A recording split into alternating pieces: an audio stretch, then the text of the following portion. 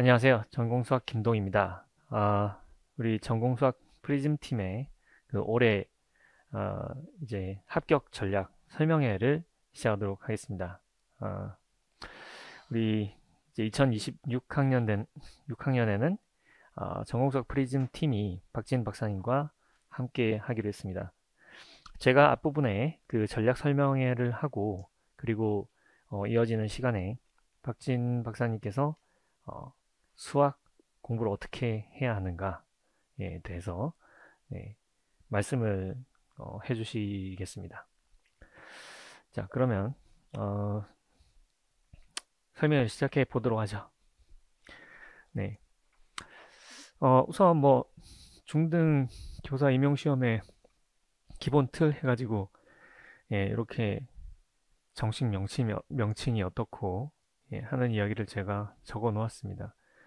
그 다음에 이제 법령상 적시되어 있는 기본 이수 과목, 한번 뭐 다시 안 보더라도 한 번쯤은 뭐 볼 필요가 있겠죠. 어떤 과목들이 적시가 되어 있는지 법령에. 네.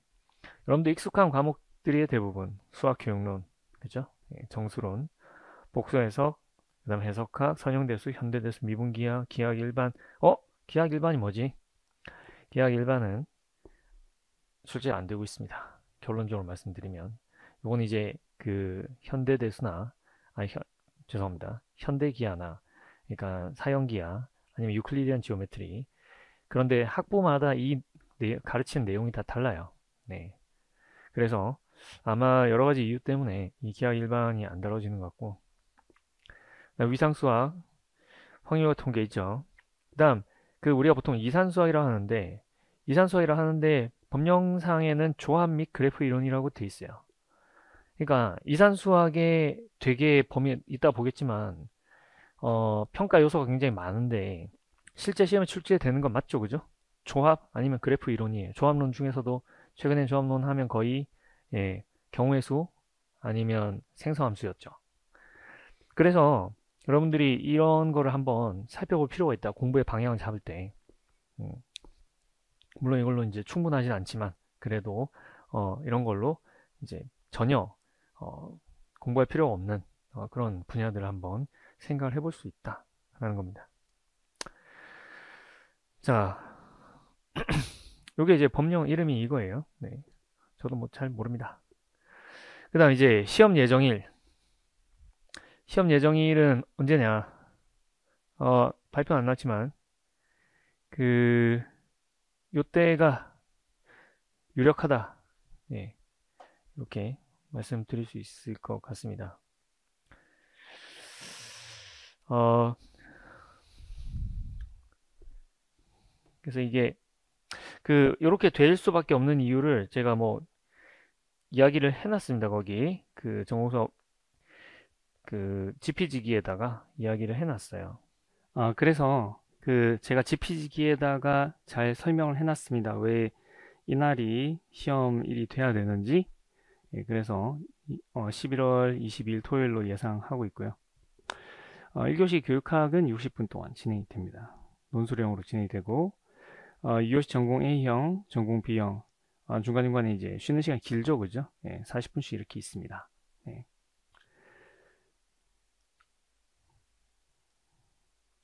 지금 이제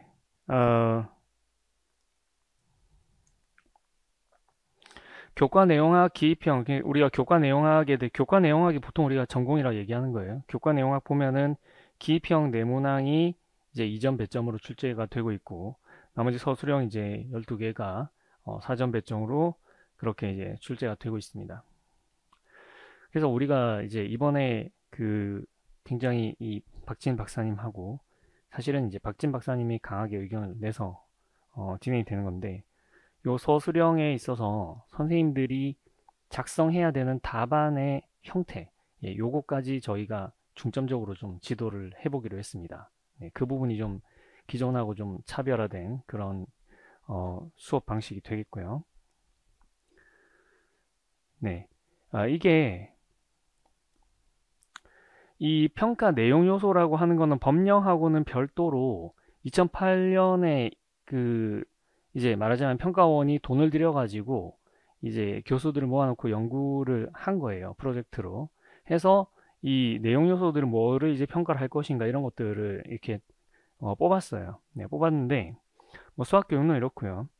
이게 보면은 분야별로 좀 분위기가 다릅니다.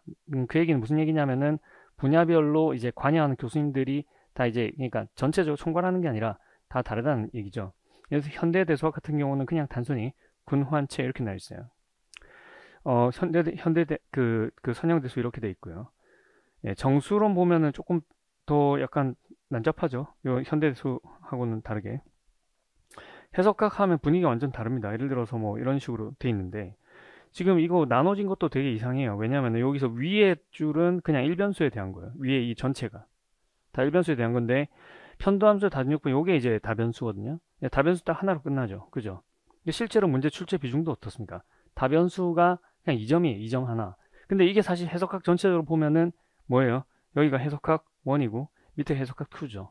이게 그 비중이 학부에서는 비슷하게 다뤄지고 있어요. 근데 실제로 시험 출제 비중은 이게 이변수 쪽은 다변수 쪽은 굉장히 낮다 하는 겁니다. 그럼 여기 어떻게 공부해야 되느냐? 예, 그 부분을 말씀드리겠습니다. 자, 그다음 복수 해석학 있고요. 뭐 이런 식으로 있습니다. 예, 쭉 보시면 미분계 같은 경우에도 여러 가지 많죠, 그죠?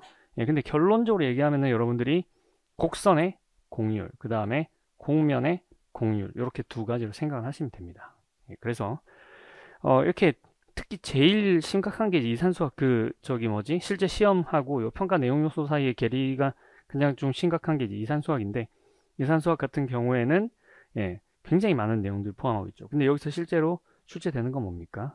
예, 그 아까 말씀드린 조합론, 전통적인 조합론에 해당하는 것들 그 다음에 그래프 이론 이렇게만 보시면 되겠습니다. 그래서 여기서 봐야 될 게 헤아림의 기본 원리 경우의 수 이거는 당연히 이제 알아야 되겠죠. 순열 조합 그다음에 여기서 그 분할은 예전에 교과 과정에도 잠깐 들어온 적이 있었기 때문에 언제든지 출제될 가능성이 저는 있다고 봅니다. 그래서 모의고사 전체적으로 제가 한 번 정도 이렇게 다루고 있고요. 문제풀이도 다루고 이론 때도 하긴 합니다. 예. 정호관계식 자주 나오죠. 생성함수 자주 나옵니다. 근데 알고리즘, 게임이 이론, 공평 분배 이런 거는 제가 봤을 때는 일단 출제될 가능성이 없다고 봅니다. 네. 왜냐면 이게 그 앞에 법령이랑 그 교집합에 해당하지 않기 때문이죠. 예, 그래프 이론 기본적인 거 알아야 되겠고요. 뭐 경로 문제, 평면 그래프 다 나온 적이 있습니다. 예, 다 나온 적이 있기 때문에 출제가 뭐 한 최근 10년 이내에 나온 적이 있는 그런 분야들입니다. 그래서 이런 것들 놓치지 않고 해둔다면 이산수학 같은 경우는 점수 가져갈 수 있다. 네, 이렇게 볼 수가 있겠습니다. 그래서 과목별로 출제를 알아볼 건데 여러분들 이 동그라미 개수 한번 보세요. 우리 이 동그라미 다 지나가야지 그 다음으로 넘어가는 겁니다. 그래서 그냥 간단하게 할게요. 왜냐면은 제가 거기다가 다 잘 적어놨어요. 그리고 선생님들 그 죄송하지만 여기 GPG기 이거는 그 업데이트 될 수 있어요. 그 제 카페에 들어오시면 카페에다 올릴 건데 그래서 지금 이제 요거 들으시면서 참고를 하시고 카페에 업데이트 되는 거 있으면은 그거를 좀 더 참고를 하시면서 좋겠다. 근데 이제 뭐 크게 바뀌는 거 없을 거예요. 뭐 오탈자 이런 거 빠뜨린 거 뭐 이런 거 좀 바뀔 겁니다. 네. 크게 이제 전체적인 틀에서는 뭐 바뀔 게 없으니까 참고해서 보시면 되겠고요. 네.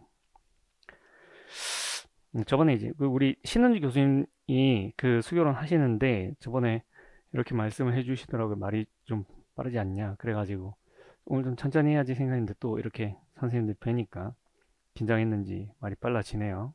예. 좀 천천히 하도록 하겠습니다. 그래서 우리가 한눈에 이렇게 한번 보게 되면은 이런 느낌입니다. 자, 이게 배점이에요, 배점. 넓이가 배점이에요. 수학 경영론이 이렇게 이제 차지를 하고 있죠. 그 다음 해석학, 현대대수 이렇게 되어 있습니다. 복수 해석도 조금 크죠. 미분계랑 이제 삐걱삐걱합니다. 예. 복수 해석은 조금 더 클 때도 있어요. 예.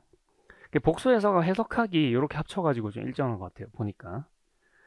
현대대수하고 위상수학이 떨어져 있는데 현대대수 위상수학이 이거 합쳐서 좀 일정한 거. 얘랑 얘랑 좀 왔다 갔다 하거든요. 예. 확통은 항상 이제 확통을 좀 약간 우리가 생각하는 것보다 이 교육 관련 일을 하시는 분들이 확통을 좀 되게 좋아해요. 예. 정수론 있고 선대 있고 이산수학 있고 뭐 이런 분위기입니다. 이산수학 원래 더 조금 했는데 최근에 좀 올라왔죠, 그죠? 네. 뭐 이런 상황입니다. 이산이 사실 확통하고 이렇게 묶여서 약간 보일 수 있는 그런 부분이 있어요. 그래가지고 아마도 이산 확통 제가 여기다 이제 그 GPG에 적시하진 않았지만 이산하고 확통 저기 합해가지고 요게 이제 요게 8점이 되면 얘가 만약에 8점이 되면 그러면 얘가 2점으로 뭐 될 거고 그래가지고 요렇게 두 개 합쳐서 12점 정도 될 거다 하는 거고. 자, 그러면 이제 전략적으로 어떻게 보셔야 되냐? 요거를 제 생각에 한 4분의 3 정도 색칠하면 되죠. 여러분들이 합격하려면 그러니까 러프하게 얘기해서 한 4분의 3 정도로 색칠하면 됩니다. 이 중에서. 수학 교육론은 우리 이제 신은기 교수님 하시지만 수학 교육론은 거의 완벽하게 색칠을 해야 되겠죠. 그래서 자기가 맞춘 걸 색칠한다 했을 때 제 생각에 해석학이랑 현대대수는 반 이상만 색칠하면 됩니다. 반 이상 정도 색칠해주고 그리고 이제 미분기야 요거를 거의 완벽하게 맞춰야 돼요. 복수 해석도 사실 어려운 게 있을 수 있기 때문에 이것도 절반 이상 이렇게 해주고 확률 통계는 다 제대로 풀면 좋아요. 이건 할 수 있어요. 여러분들이 열심히 공부하면 할 수 있습니다. 위상수학은 리스크가 좀 있어요. 이게 어렵게 나오면 한도 끝도 없이 어렵거든요. 그래서 요거는 좀 왔다 갔다 할 수 있는데 정수론 얘도 풀면 좋지만 좀 어렵게 나오거나 나랑 좀 성격이 안 맞으면 좀 위태위태할 수 있습니다. 그래도 선대랑 이산수학은 좀 가져갈 수 있게 난이도를 이렇게 여러분들이 생각하시면 되겠습니다. 그렇게 전략을 좀 짜보시고요. 이런 거는 지금 이제 이렇게 설명을 들으시니까 제가 설명을 드리는 거지 종이에다 적기는 좀 그런 내용들이죠. 설명을 드립니다. 보시면 뭐 옛날 이야기입니다. 이거는 2019 학년도 이전 얘기고 이제 그 지금하고 비슷한 형태라고 할 수 있는 게 2020 학년도부터죠. 논술형 사라지고 근데 그래도 이제 문제 개수가 조금씩 이제 그 변화는 있었는데 융합형으로 생각이 되는 것들이 잠깐 출제가 됐어요. 2020 학년도, 2021 학년도, 20학년도 해가지고 좀 잠깐 출제됐는데 요즘은 이제 잘 구별이 되는 것 같아요. 그래서 이제 그런 부분 크게 중요한 건 아니고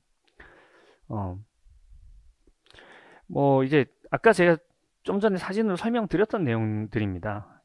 뭐가 감소하고 이래 보이지만 이제 결국 합해 보면은 일정하다. 그리고 여기 물음표는 왜 쳤냐면은 이게 그 해석학 문제인데 해석학으로 출제된 문제인데 이게 그러니까 아니 복소로 출제된 문제인데 이게 절반은 해석학 쪽에 포함시키는 게 맞다는 문제 정황상 그런 게 있어요. 왜냐면 그 해석학에 있는 테크닉으로 잘 풀린다든지 2021학년도 같은 경우에는 아예 복수 해석 문제인데 문제 전반부에 변수 자체를 실변수로 정의를 해버렸어요. 근데 사실 그 별로 상관이 없거든요. 문제 푸는데 아무 상관없는 거예요. 왜냐면 해석적 함수는 실변수일 때 그러니까 해석적 함수는 실변수일 때 만족하는 성질을 그대로 다 가지고 가기 때문에 거기서 이제 말한 게 여기서 성질이라는 게 급수의 개수 얘기하는 거예요. 급수의 개수 실변수일 때 급수 계산하는 거랑 복소 함수로 그 급수 계산하는 거랑 완벽하게 동일합니다. 근데 문제가 굳이 스테이트를 실변수로 해놨다 라는 거는 그 부분은 해석학으로 분류를 하겠다는 거죠. 아마 이원목적 분류표 같은 걸 작성할 때 그렇게 하지 않았을까 생각이 됩니다. 아무튼 그런 부분들이 있어요. 여기도 마찬가지입니다. 그래서 여러분들 쭉 보시면 자 2023학년도 대수 8점 위상 6점이죠. 그럼 해석 10점이다. 그럼 복소 몇 점? 아마 8점 맞나요? 자 그럼 2024학년도 대수 10점이었다. 그럼 위상 몇 점? 여기는 4점이었겠구나. 4점 났어요. 해석 12점이었다. 복소 몇 점? 여기 그때 2점짜리 기평 하나 해가지고 6점. 이렇게 나왔습니다. 계속 그렇게 나와요. 그래서 이제 요건 아마 맞지 않을까. 그렇게 생각하고 있습니다. 자, 그 다음. 그래서 이제 영역별 예상 배점을 해보자면은 뭐 이렇습니다. 이렇게 해석학 12점, 뭐 대수 10점 나오니 아니면은 위상 대수 10점, 위상 4점 이렇게 되던가, 대수 8점, 위상 뭐 6점 이렇게 되던가, 이렇게 이제 해서 보시면은 이런 순서로 이제 중요도가 있다. 근데 여러분들이 여기서 주의하셔야 될 게 뭐냐면은 이게 뒤에 있다고 해서 안 중요하다는 게 아니라는 얘기예요. 아까도 말씀드렸지만 선대, 이산 같은 거는 분명히 점수를 가져가셔야 되는 부분이에요. 예. 그러니까 이 배점이 공부량이나 어떤 중요성 이런 거를 다 말해주지 않는다. 이거 어디까지나 이거는 이제 참고적인 거다라는 겁니다. 전략적으로 생각을 하셔야 됩니다. 그래서 본인의 위치를 잘 알아야 되고 내가 잘할 수 있는 게 뭔지를 그런 거지 우리가 메타인지라고 하죠. 내가 어떤 사람인지를 계속 진단을 하면서 나가야 돼요. 자, 여기서 밀도가 낮다는 거는 이제 예전에 제가 이거를 전부 다 엑셀로 해가지고 통계를 내고 막 그렇게 해서 설명을 할 때 사용했던 용어 밀도입니다. 근데 뭐 지금도 뭐 유효하기는 해요. 여기서 밀도라는 얘기는 무슨 얘기냐면 문제 하나당 배점, 평균 배점 연도별로 쭉 해가지고 그러면 이건 뭐가 되겠어요? 아까 제가 말씀드렸듯이 편담 해석학 이제 기본적으로 세 문제 나와요. 세 문제 나오는데 뭐 2점짜리 하나 있을 거 아니에요? 예, 2점짜리 하나가 그 아니면 4점짜리로 3개가 나올 때가 있고 가끔 2점짜리 나오는데 2점짜리 나오는 거는 거전 편도함수 다중역분에서 나옵니다. 그럼 어때요? 문제당 배점이 평균적으로 낮아지겠죠. 그게 편도함수의 다중역분 밀도가 낮다라는 말의 의미입니다. 자, 제가 이거를 자세히 이제 설명을 해서 드리고 있는데 아마 좀 사실 좀 지루하실 수 있어요. 예, 그래서 좀 빨리 핵심적인 것만 말씀을 드리도록 하겠습니다. 자, 여기 보시면 평가 내용 요소가 아까 이 부분에 평가 내용 요소는 엄청 많다. 평가 영역 편도함수, 그러니까 평가 과목이 있고 평가 과목 밑에 평가 항목이 있어요. 평가 항목 안에 평가 내용 요소가 있어요. 그러니까 편도함수 다중역분하는 평가 그 항목에는 평가 내용 요소가 이렇게 많이 들어있는 거예요. 예. 그럼 이제 문제가 많이 출제가 되냐? 요즘 안 그렇다는 거예요. 이거 2점짜리 하나 그냥 하고 만다는 거예요. 그러니까 이게 평가 내용 요소가 많다고 해가지고 공부량이 엄청 많냐? 그럴 필요 없다. 여기 미적분학 수준으로 하면 된다라는 거예요. 이건 해석학 책을 이 부분은 펴볼 필요가 없습니다. 미적분학 수준에서만 해주면 됩니다. 미적분학 수준에서도 현재까지는 그림 정리까지만 하면 됩니다. 그림 정리 이후로는 사실상 출제가 잘 안 되고 있습니다. 그도 그럴 것이 이제 공면에서 적분하는 거는 사실 미분기하에 속하는 영역으로 볼 수도 있어요. 예, 그래서 약간 겹친다고 볼 수도 있고 예. 함수열은 매년 한 문제씩 꼭 나옵니다. 그리고 이제 함수열이 물론 이제 킬러로 자주 나오긴 하지만 무조건 킬러냐? 그건 아니에요.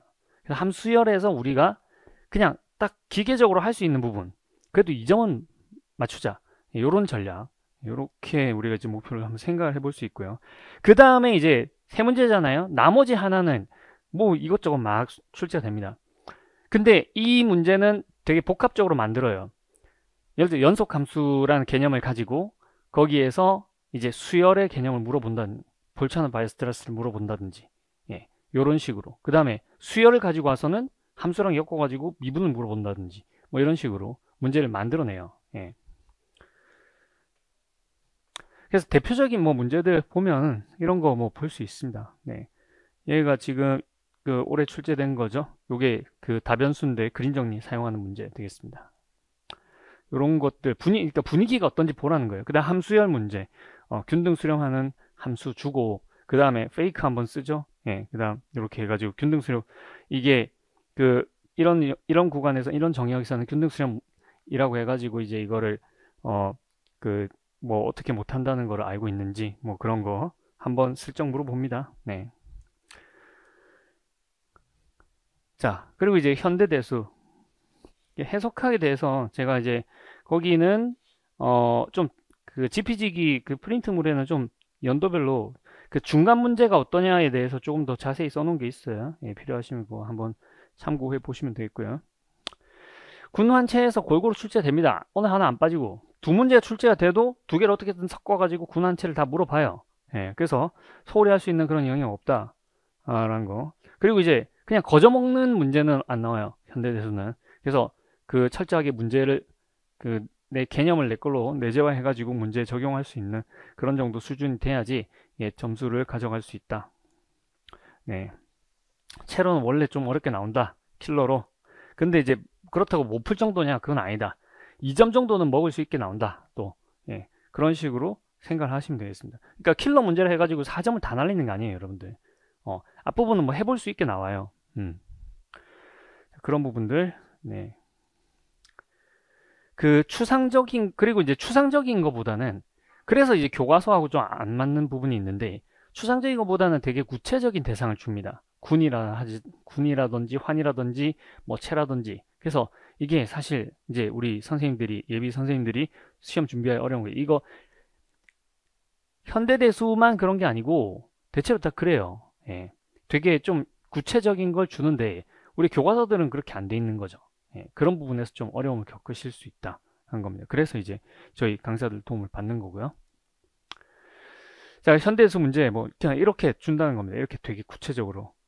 뭐 교과서 같으면 어떻게 돼 있겠어요? 뭐 어떤 환이 있는데 뭐 얘가 뭐 어떤 성질을 가지고 있을 때 뭐 또 다른 이런 성질을 가진 걸 증명을 해라 뭐 이러겠죠. 근데 그게 아니고 이렇게 다 구체적으로 준다는 거예요. 그럼 내가 가지고 있는 개념들을 여기다 적용을 해가지고 문제를 해결해 나가야 되는 거죠. 예. 자, 그리고 이거 뭐 이제 자, 얘 같은 경우에는 지금 군 문제, 그러니까 환으로 시작했지만 사실상 군 문제예요. 예. 얘는 진짜 환 문제죠. 예. 그래서 이제 환 문제는 어김없이 대체로 뭘 사용을 하냐면은 동형 정리를 사용을 합니다. 네, 동형 정리. 이게 중요한 개념이다. 말씀드리고. 아, 제가 지금 환 문제를 두 개를 넣었는데. 그게 아니다. 그러니까 이게 여기서 지금, 이 환의 이제 아이디얼, 그러니까 쉽게 얘기해서 약간 적중 비슷한 거다. 이런 얘기예요. 적환이 있는데, 적환의 아이디얼 구조에 대해서 교과서에 잘 서술이 안 돼 있어요. 예, 그거 근데 우리가 전공수의 원론에서는 이게 중요하니까 이게 증명을 이렇게 해야 된다 하면서 제가 수업 시간에 이거 설명을 되게 자세히 하거든요. 그 다음에 그 파이널 실전 문제 가가지고 이거 연관된 문제도 풀기도 하고, 예, 그렇게 합니다. 예, 그게 이제 요번에 나온 거고요. 그 다음 채는 뭐, 예, 채는 어려워요. 여기, 요렇게 이제 플레이 표시되어 있는 거는 이 영상이 있는 거예요. 유튜브에. 이제 박진 박사님 이제 올해 같이 시작하셨으니까 지금까지는 유튜브에 이제 김동희 전공수학 이렇게 해가지고 이거 보시면 되겠습니다. 예, 제가 이 문제는 거의 1시간 동안 설명해 놨어요. 예. 그러니까 1시간 동안 문제를 푸는 게 아니고 문제를 3가지 방법으로 제가 다르게 설명을 하면서 이게 왜 당연히 2차일 수밖에 없느냐, 예, 그걸 이제 제가 설명을 해놨습니다. 예, 그런 거 참고를 해보시면 되겠고요. 복수 해석, 이게 뭔 소리냐? 정리의 내재적 이해를 요구한다. 그게 무슨 얘기냐면 우리가 정리를 이해를 하고 딱 세팅된 거에다 적용을 해가지고 결론을 내릴 수 있는 이런 형태가 아니라 이 정리를 완전히 내 걸로 만들어가지고 필요한 적재적소에 인출을 해야 돼요. 임의로 주어진 함수에 대해서 내가 이 정리가 적용이 되는지 이런 걸 판단을 해서, 예, 이걸 인출을 해서 적용을 해야 되는 그런 특성을 가지고 있습니다. 그러니까 이게 좀 사고력을 요하는 거죠. 그러니까 쉽게 안 된다는 거예요. 물론 근데 그렇다고 해가지고 기계적으로 풀 수 있는 문제가 없냐? 아니에요. 있어요. 그러니까 유수 정리를 사용하는 그런 문제들은 여러분들이 기계적으로 풀 수 있게 돼 있어야 됩니다. 하지만 또 여기서 이제 복수 해석학에서 고득점을 내가 원한다면 그러면 여기에서는 문제 해결 능력을 그 자체를 좀 길러줘야 되는, 이거는 학문 특성이 그래요. 복수 해석이라는 것 자체가 원래 이렇게 굉장히 스마트한 사람들이 많이 합니다. 예, 그래서 어쩔 수 없는 것 같아요. 해석 복수 18점 합해서 18점이다. 굉장히 중요하다. 해석학이랑 복수 해석학이란 분야가 굉장히 임용에서 차지하는 비중이 굉장히 크다라는 거 여러분들 아셔야 되겠고요. 기존에 이제 이게 복수 해석학 같은 경우에는 이게 출제되는 게 뭐 딱 이렇게 정해져 있는 거 아니기 때문에 우리가 이걸 한번 볼 필요가 있어요. 그래서 2020학년도에 급수, 이게 이제 제가 말씀드린 해석 융합이라는 게, 이게 급수의 개수를 구하라 그랬는데 변수와 실변수예요. 근데 그 뒤에 물어본 건 유수정리예요. 예, 그렇기 때문에 근데 이제 뭐 푸시는 선생님들 입장에서는 별 차이 없죠, 그죠? 예, 리우빌 정리 쓰고 뭐 부등식 약간 운용해가지고 답 내고 하는 거. 여기서 근데 이 약간 무서운 게 부등식, 이 부분 선생님들이 이거는 여기서 부등식을 제가 쓴 거는 이건 무슨 해석하기 부등식도 아니고 뭐의 부등식도 아니고 정말 대수적인 부등식이 운영이에요. 예. 근데 이런 거에서 고전하신다는 거죠. 제가 해보니까, 선생님들 같이 보니까, 그럴 수밖에 없는 게, 이거는 뭐 무슨 교과서에 나오는 것도 아니고, 이게 센스예요, 센스. 예, 그런 거를 좀 길러야 되고, 그런 걸 위해서 우리가 실전 문제나 모의고사 이런 거에 제가 이런 부분들을 다 녹여 놓습니다. 예. 그 다음 이제 삼각부등식 유수정리 이런 거 쭉 나왔죠. 네. 보시면 분위기가 유수정리 계속 나오네. 뭐 이런 거 볼 수 있고, 1차 분수 변환도 있네. 야, 루세 정리는 그때 나왔을 때 어려웠을 것 같은데, 또 안 나오네. 자, 또 안 나오네. 그래서 필요 없다. 그게 아니라, 좀 나올 때 되지 않을까? 되지 않았을까? 이런 생각도 할 수 있고요. 네. 요 인피니티 붙여놓은 거는 유수 at 인피니티입니다. 여러분들 나중에 이제 공부하시겠지만, 그 G분의 1로 치환해서 계산한 그 테크닉 말씀드리는 겁니다. 그래서 지금 요거는 조화켤레가 여러 번 나왔으니까 조화켤레 들어있는 걸로 제가 해봤어요. 예. 그러니까 올해 출제된 거죠. 2025학년도 출제된 거. 요런 거 앞부분 하나 주고 예, 요거에 이제 조화켤레 계산해야 되는 요런 유형들. 그리고 그 다음에 이제 유수정리 적용해서 뭐 하겠죠. 그 다음 1차 분수 변화. 이거는 제가 모의고사에서 정말 중요하게 다루는 거죠. 이거 아마 제 수업 들으신 분들은 다 이제 푸셨을 거예요. 네. 자, 우리 미분기하 쉽게 그냥 곡선의 곡률, 공면의 곡률 이렇게 두 개로 끝납니다. 네, 그렇게 막 필요 없어요. 그래서 올해도 제가 작년에도 미분기하는 많이 다이어트를 했지만 다이어트라는 게 이제 그 컨텐츠 다이어트 얘기하는 거예요. 이론에서 올해 더 할 겁니다. 네, 정말 많이 할 거예요. 그래서 정말 필요한 것만. 네. 이렇게 나와요. 네. 곡선 주고 뭐 곡률 계산하라고 하고 뭐 단위 종법 벡터장 그러니까 요걸 이용해서 다른 곡선을 계산을 하고 그 정의를 하고 했을 때 곡률 계산하라고 하고 뭐 다 패턴이 달렸습니다. 이건 굉장히 좀 어려운 편이긴 해요. 예. 4점이잖아요. 곡선 문제 중에서 4점으로 출제된 게 최근 거의 그 몇 년 통틀어서 이게 처음이에요. 하지만 어쨌든 그래봤자 곡선이다. 예. 곡면 이것도 뭐 좀 난이도가 있긴 하죠. 난이도가 있긴 하지만 뭐 괜찮습니다. 할만합니다. 네. 곡면에 곡률 물어보는 거죠. 네. 이거는 계산하면 됩니다. 네. 자, 그다음 확통은 확률 분포, 그 다음에 확률 변수죠. 확통하면은 확률 변수입니다. 확률 분포가 많이 출제가 된다라고 했는데 사실 이거 거의 의미가 없어요. 제가 계속 분류를 하다 보니까 다 확률 분포예요. 아니 그러니까 확률과 통계인데 확률 분포지. 근데 왜 선생님 확률 분포 왜 여기 확률 분포 출제된다고 이렇게 얘기를 합니까? 이게 평가 영역에 있으니까 평가 영역에 확률 분포가 따로 있으니까 하는 건데 근데 다 확률 분포인 거예요. 예. 보면 확률 분포 갖고 있는 게 너무 많아서 뭐 진짜 의미가 없습니다. 예. 자, 근데 확률 분포 갖고 있는 이 평가 내용 요소를 우리가 전부 다 꼼꼼하게 할 거냐? 그렇지도 않아요. 여기서 좀 가치가 떨어지는 것들이 있어요. 지난번에 포화성 분포가 출제되면서도 포화성 분포의 뜻이 뭔지 설명을 해줬어요. 예, 그렇기 때문에 이런 것들을 다 외우고 한다고 그런데 시간 낭비를 할 필요는 없다라는 겁니다. 의미가 뭔지 알고 그거 이제 사용할 수 있으면 된다. 이 정도 선에서 하면 된다는 거고요. 네, 그래서 이렇게 확률 변수들을 결합한 문제 이런 것들이 주로 출제가 됩니다. 네. 자, 그 다음에 좀 특이했던 문제로 이 확률 적분 변환 출제가 됐었죠. 확률 적분 변환은 이거를 본 적이 전혀 없는 선생님들은 굉장히 당황하셨을 것 같아요. 그랬다고 말씀들을 많이 하셨어요. 왜냐하면 확률 변수가 있는데 이게 뭔지 말을 안 해요. 예. 뭔지 말을 안 하고 그냥 이렇게 정의를 해버리죠. 이런 또 다른 확률 변수. 근데 이렇게 하면 이게 균등 분포를 해버리거든요. 이거를 우리가 확률 적분 변환이라고 하는 겁니다. 미지의 어떤 분포를 가지는 게 있을 때 그걸 가지고 우리가 균등 분포를 뽑아내는 방법이에요. 굉장히 많이 했었습니다. 이게 제가 언제부터 했냐면 2022학년도에 파이널 모의고사에 냈어요. 모의고사에 냈으니까 그 다음부터 모의고사에는 안 내죠. 모의고사에 이거를 그러니까 그대로는 안 내요. 좀 변형을 하거나. 하지만 그 다음에는 이제 이게 파이널 실전 문제지에 들어갔겠죠. 매년 이거 계속 했어요. 그리고 이거는 확률 적분 변환이란 정리이기 때문에 이론에서도 했어요. 그러니까 제 수업 듣는 선생님들은 그때 이거 이론에서 하고 그 다음에 그 실전에서 하고 그 다음 모의고사에서 비슷한 문제 풀고 이렇게 3번 풀고 그때 막 고맙다고 메시지도 오고 그렇긴 했었는데 그러니까 이거 제가 문제를 제가 돗자리 깔아야 됩니다. 제 이 얘기를 하는 게 아니고 제가 드리는 말씀은 그만큼 신경 써서 낸다는 거죠. 예. 그러니까 뭐 적중을 어떻게 하겠습니까? 그건 뭐 운이 좋아서 그냥 하는 거죠. 근데 그게 아니라 그래도 유사한 문제 근처까지 간다라는 거는 그만큼 신경 써서 문제를 낸다는 겁니다. 예. 그걸 말씀드리고 싶은 거예요. 자, 위상수학 다양하게 출제되는데, 근데 출제되는 제가 요 내용들을 좀 정리를 했어요. 예. 상위상 나오면 문제가 좀 어려워져요.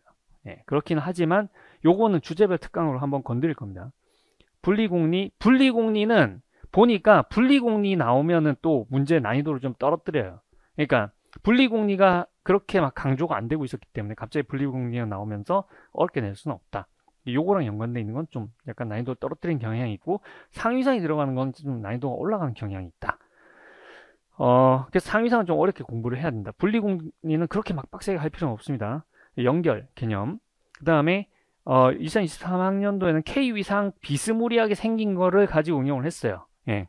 도집합 물어보고, 콤팩트냐 물어보고, 거리 공간, 이거 2점짜리 출제된 거였죠? 예, 이런 식으로. 그래서 뭐 그냥 많은 것 같지만 한 3개, 3개년 정도 합치면은 얼추 돌아갑니다. 여기 있는 개념들만 알아도 된다는 거죠. 위상수학은. 네. 넘어가겠습니다. 예, 벗어나지 않는다는 거예요. 그래서 보면은 뭐, 이게 아까 제가 말씀드린, 이건 이제 그 수열에 대한, 그 수렴에 대한 거죠.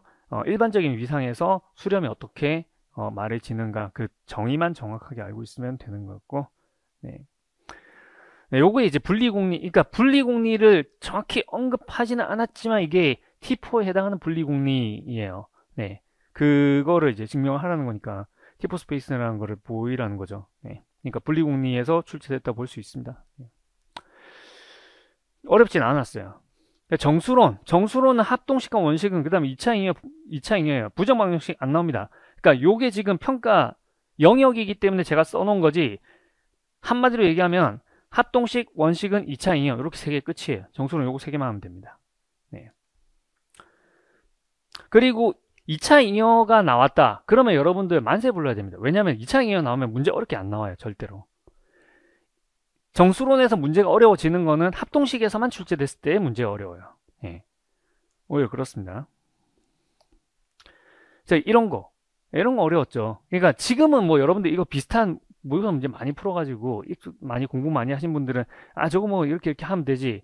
근데 그때 당시에는 어려웠어요. 이게 다 2020, 2021 연속해가지고 요런 유형 문제 나왔을 때 이게 되게 이제 좀 약간 당황했었죠. 오히려 이건 쉬운 거예요. 네, 우리 선생님들 많이 푸셨을 거라고 저는 생각을 합니다. 물론 이제 요 부분 처리하는 게 약간, 근데 이거는 정수론 교과서에도 이런 유형의 연습 문제들이 있죠. 예, 1 빼서 어떻게 되냐, 여기에 기하기역이 돌아다니면 1 빼도 얼추 기하기역에 돌아다닌다. 요걸 이용해 가지고 해결하는 문제들이 있기 때문에 그렇게 어려운 문제 아니다. 그래서 2차 잉여 나오면은 여러분들 문제를 꼭 푸셔야 된다. 그 2차 잉여가 나 르장들의 기억 도저히 이해가 안 가, 이거 버려야 되겠어, 이게 아니라는 거예요. 예, 요런 것들 기계적으로 딱 암기해 가지고 문제를 딱 풀어줘요. 그러면은 점수 2점 플러스, 4점 플러스 이런 식으로 되는 겁니다.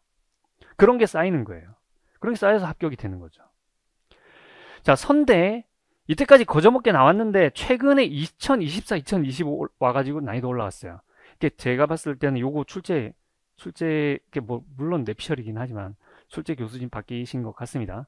문제 스타일이 좀 달라졌어요. 예, 그래서 그 선임대에서 그냥 설렁설렁 공부하면 안 됩니다. 이거 정확하게 하셔야 되고, 그러니까 요런 스타일이에요. 우리 박진 박사님 말씀으로는 요 문제 상당히 어려웠을 거래요, 선생님들이. 예. 그래서 뭐 그렇습니다. 그냥 난이도 올라갔다. 제가 봐도 평년의 그런 난이도는 아니에요.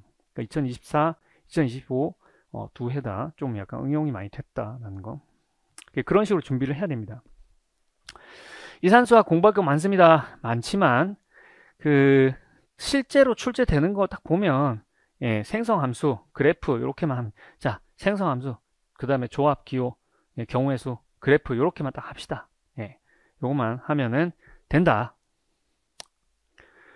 자, 그래서 이제 그래프 잘 안 나오다가 한번 나왔죠, 그죠? 예, 뭐 그렇게 어렵지 않습니다, 그래프.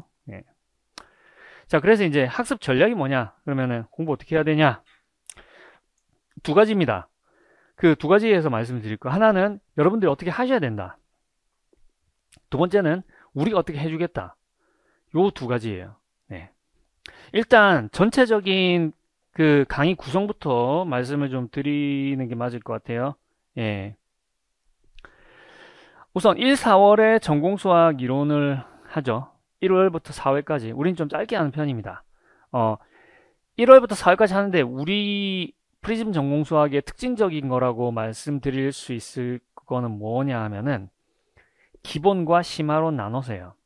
그래서 결론적으로 1, 2월만 수강을 하더라도 1, 2월 안에 임용에 굉장히 필수적인 대부분 내용들이 다 끝납니다. 1, 2월에. 모든 과목 9개 과목에 대해서 박진 박사님하고 저하고 나눠가지고 1, 2월에 대부분 꼭 필요한, 그래서 거의 만약에 1, 2월에 내용을 확실하게 다이제스트를 했고 실수를 안 한다면 합격을 할 수 있을 정도. 자, 그 다음 3, 4월에는 이제 심화를 합니다. 심화는 조금 더 난이도 있는 토픽들을 건드리는 거죠. 그때 뭐 슐로브나 예를 들어 대수로 치자면 슐로브나 아니면은 갈로아 이론이나 이런 것들을 이제 3, 4월에 하게 되는 거죠. 예. 대수로 치자면은 그렇고 또 뭐 해석학으로 치자면은 뭐가 이 자리에 오고 네, 그런 것들이 있습니다. 예. 그렇게 해서 이제 좀 내가 좀 어려운 문제에서도 점수를 좀 받아 놓으면 내가 실수를 좀 하더라도 합격선을 좀 유지를 할 수 있는 그런 전략인 거죠. 그래서 1, 2월, 3, 4월 목표가 조금 다르다라는 거. 1, 2월만 해도 전공 지식이 어느 정도 완성이 된다. 그 다음 5, 6월 기출 분석입니다. 기출 분석은 그 최근 일단 적어도 2020학년도 그 이후로는 문제가 그 모양 그대로 들어가요. 전부 다 들어가고, 그리고 이제 객관식 시절의 문제 2023학년도까지 문제도 일부 정말 중요한 문제들은 현대식으로 바꿔서 들어가요. 그러니까 지금의 출제 경향에 맞춰서 문제를 재구성해가지고 포함이 됩니다. 그래서 여러분들 기출 분석 강의를 통해서 임용시험에 출제됐던 것 중에서 현재 그 트렌드하고 그 관계가 있는 모든 문제들을 한번 다 본다, 이렇게 생각하시면 되겠습니다. 그 다음 7, 8월에 실전 문제풀이라고 되어 있는데 실전 이론과 문제풀이입니다. 거기 이제 그 제가 지피지기에는 실전 이론과 문제풀이라고 써놨어요. 이때는 이론을 한 번 더 해요. 그러니까 한 번 더 한다는 게 문제풀이를 하면서 해당하는 이론을 설명을 합니다. 설명하는데 1, 2, 3, 4월에 했던 거하고 다른 점은 뭐냐면은 필요 없는 증명은 아예 안 한다는 거. 그러니까 반드시 증명이 문제풀이에 직결되는 것만 증명을 하고 그렇지 않은 거는 결과만 얘기를 한다는 겁니다. 그렇게 하면서 실전에 사용되는 이론만 다시 한번 밟자. 사실 1, 2, 3, 4월에 하는 이론들 중에서는 이론을 습득하는 데 도움이 되는 이론들도 있어요. 여러 가지. 그런 것들은 7, 8월에는 하지는 않습니다. 그러니까 문제에 바로 적용할 수 있는 것들만 한다는 거. 그래서 2달 만에 할 수 있는 겁니다. 여기는 이제 약간 후발대 분들, 이런 분들도 7, 8월 이제 참여를 하실 수가 있겠죠. 자, 그 다음 이제 파이널 통합 모의고사 8회입니다. 이거는 우리 신은주 교수님하고 같이 해가지고, 완벽하게 실전하고 똑같은 문제를 8회를 제공을 할 거예요. 자, 근데, 그쵸. 통합 모의고사는 여러분들 좀 부담이 될 수 있잖아요. 그래서 우리가, 올해는 정말 신은주 교수님하고, 고민을 해가지고 저희가 이렇게 하기로 했습니다. 각자 단과를 운영을 하자. 단과는 당연히 이제 저렴하죠. 근데 단과에도 통합 시험지를 쓰자. 그러기로 했습니다. 그러니까 무슨 얘기냐면 단과를 보더라도 똑같은 시험 시간 동안 통합 시험지 가지고 90분 90분 시험을 보는 거예요. 그 대신 해설은 당연히 못 드리죠. 네, 해설은 예를 들어서 전공 단과를 나는 전공 수업을 들어야 되겠어. 수학 경로는 내가 혼자 어떻게 해볼 수 있을 것 같아. 그러니까 전공 단과를 듣고 전공 해설을 듣고 전공 해설지를 받고 전공 첨삭을 받는 겁니다. 수학 경로는 알아서 하실 수 있는 방법이 있을 거예요. 그 다음에 나는 수학 경론이 정말 문제야. 나 이거 첨삭을 받아야 돼. 내가 교과 내용학은 내가 어떻게 해보겠어. 수교론. 그래도 90분 시험 보고 플러스 90분 시험 보고 답안도 다 작성해보고 그 대신 그 다음에 이제 수학 교육론은 첨삭 받고 전공 답안은 그냥 내가 알아서 어떻게 하는 것도 가능하다. 하지만 저희는 일단 통합 모의고사를 권합니다. 왜냐하면은 내가 채점하는 거하고 또 전문가들이 따로 전문가가 아니에요. 경험이 많기 때문에 전문가예요. 그러니까 우리는 많은 학생들의 답안지도 받고 특히 저 같은 경우에는 특정 그 출제 기관에서 그 이제 채점 기준을 작성하거나 아니면 이걸 실제 적용해서 채점하거나 이런 경험들이 많이 있습니다. 네. 네, 그런 사람들의 도움을 받자라는 거인 거죠. 그렇게 하려면은 양쪽에서 다 그런 도움을 받겠다. 그러면은 통합 모의고사로 응시를 하시면 되겠습니다. 자, 누가 하냐? 저, 그다음 박진 박사님 저희 앉아 계십니다. 좀 이따가 나타나실 거고요. 그리고 우리 그 수학교육론 신은주 교수님하고 같이 합니다. 거의 끝났어요. 거의 끝나긴 했는데, 네. 지금 시간도 거의 됐고, 제가 몇 가지 이제 수업들에 대해서, 이제 다가오는 수업들에 대해서 조금만 말씀을 드리겠습니다. 2024년 12월 30일하고 31일 이렇게 양일간, 오전에 미적분학 특강이 있어요. 여기, 네. 미적분학 특강. 제목이 안 적혀 있는데, 미적분학 특강입니다. 미적분학 특강. 요거는 제가 가르쳐 보니까 그게 문제가 있어요. 내가 이제 임용을 해야 되겠어. 어떤 이유에서든지 간에. 내가 졸업을 해서 그냥 바로 할 수도 있고, 근데 졸업해서 뭔가 다른 일을 하다가, 난 선생님 해야 되겠어. 할 수도 있고, 졸업하셔서 집에서 아이 키우다가, 아이 낳고 아이 키우다가, 이제 임용을, 이제 아이도 좀 크고, 이제 공부를 해야 되겠어. 이런 분들도 계시고, 굉장히 다양한 분들이 계세요. 근데 그 중에서 이렇게 공부가 중간에 끊기셨던 분들은 다시 시작하기가 굉장히 어렵습니다. 왜? 아무것도 모르니까. 진짜 아무것도 모르겠는데 저기 갑자기 군의 부군군 얘기를 하고 있는데 군이 뭔지 모르겠어요. 그 다음에 이제 함수열의 균등 수렴하고 전별 수렴하고 차이점을 얘기를 하는데 도대체 저 함수가 뭔지 저걸 가지고 미분도 적분도 아무것도 못 하겠는 거예요. 예. 자, 그런 분들을 위해서 저희가 임용에 꼭 필요한 이제 미적분학 강의지만 임용과 연계된 거예요. 임용과 연계된 그런 미적분학의 내용들을 여러분들이 그래도 이틀 동안에 어느 정도 리커버 할 수 있도록 도와드리는 이런 강의를 기획했습니다. 그래서 필요하신 분들은 많이 참여를 해주시고 아마 요번에 무료로 할 거예요. 네, 요번에. 그래서 참고를 해주시면 좋겠습니다.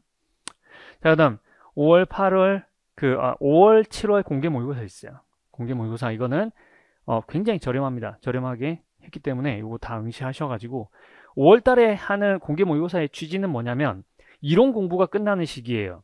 이론 공부가 끝났으니 내가 위치가 어느 정도 되는지 한번 봐야 되겠다. 7월 모의고사는 뭐냐? 기출 문제를 한 번 더 봤어요. 이론도 끝나고 기출 문제도 한번 봤어요. 자, 내 위치가 어느 정도 되는지 봐야 되겠다. 예, 이런 취지에서 보는 모의고사들입니다. 예, 그럼 9월은 왜 없냐? 9월 예, 파이널 모의고사 있잖아요. 예, 그러니까 할 필요가 없죠, 그죠? 예, 미적분학 특강이 이렇게 있고요. 그 다음에 각종 특강, 주제별 특강들이 또 있을 수 있습니다. 저희 강의 특징이나 이런 것들, 그 다음에 뒤에 쭉 있는데, 이런 것들은 여러분들 거기 제가 지피지기에다가 자세히 안내를 수업별로 다 해놨습니다. 예, 그거 지금 제가 여기서 다시 반복할 필요는 없을 것 같아요. 예, 뒤에도 비슷한 내용들이 이어지기 때문에 또 우리 박진 박사님의 또 중요한 강연을 들어야 됩니다. 그래서 저는 요 정도까지 하고 우리 박사님 소개해 드릴 텐데 박진 박사님께서는 미국의 USC에서 예, 박사 학위를 받으신 분이에요. 예, 박사 학위를 받으신 분이고